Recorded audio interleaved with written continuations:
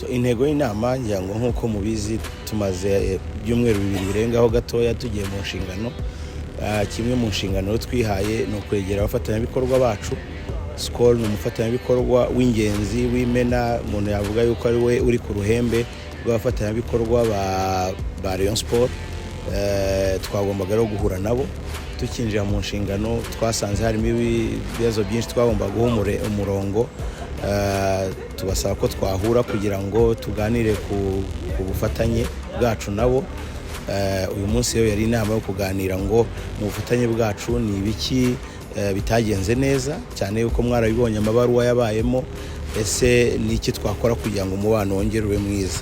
Inama rero yagenze neza cyane rwose, ibiganiro byagenze neza, tuganira ku bibazo byabayeho kandi dufata ingamba z'uko dusohoka muri ibyo bibazo tugafata icyerekezo gishya.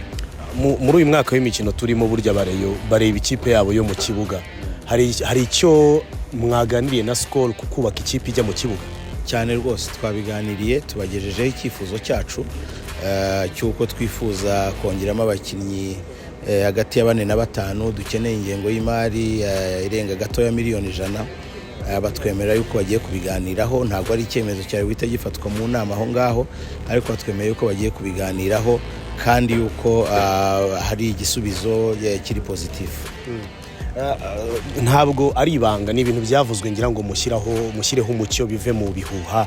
Hari abagiye bavuga bati Perezida Murenzi n'uruganda rwa Skol ntibakorana, bagiranye ibibazo biri personnel, ariko uyu munsi uri kumwe nabo mwaganiriye. Ibyo bintu ni ukuri byabayeho, barakubeshyera, bimeze bite? Ngira ngo bafite aho babihera. Muri football nta kibazo twigeze tugirana na Skol. Nkuko mpora mbivuga, Skol yagize ubufatanye na Rayon Sport. Ndi umuyobozi wa Rayon Sport. Rayon Sport yabaga mu karere ka Nyanza. Ibiganiro byatangiye hafi muri 2013 ariko tugera ku mwanzuro muri 2014. Isinywa ry'amasezerano nari mpari ningewe watanze autorisation ko equipe niyo yari iri mu karere kandi ngashinzwe, ariko icyo gihe President Theo niwe wayoboraga, ariko twafatanya gufata ibyemezo. So icyemezo rero ibitarabaye icyo gihe byaje kuba nyuma, ni ikibazo cyabaye hagati yacu na Skol igihe nari mu mukino w'amagare, kubera wari umuyobozi hari ibyo tutumvise kimwe, aho kugira ngo bikemuke mu buryo bw'inyungu za institutions cyangwa z'ibigo byombi, ntabwo ariko yabyifuje, biba ngombwa yuko dutandukana.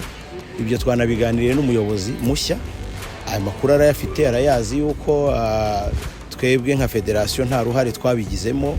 Icyo gihe byabaye icyemezo cy'umuyobozi ku giti cye kurenza icy'urwego. So icyo rero twiyemeje nuko ibyo ni byabaye icyo gihe. Muri football ni abantu ni inyungu za win-win. Tugiye gukora uburyo bushoboka yuko nta n'umwe utakaza muri uyu mubano. Rayon Sport ibone byinshi bishoboka, ariko nayo itange byinshi. Ariyo mpamvu dusaba abakunzi bacu hirya no hino mu gihugu aho bari,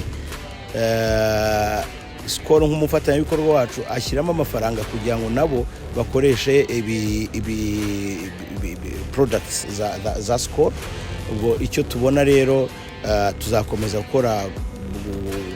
gukorana, tuzakomeza kubaka umubano mwiza, kandi nabo biteguye no gukora ibirenze iby'amasezerano ateganya kugira ngo twubake ikipe itsinda. Ku ikipe itsinda ni nayo abanyamuryango bacu baheraho banezerwa, bagakoresha izindi, bagakorana neza na Skol cyangwa bagakoresha products za Skol.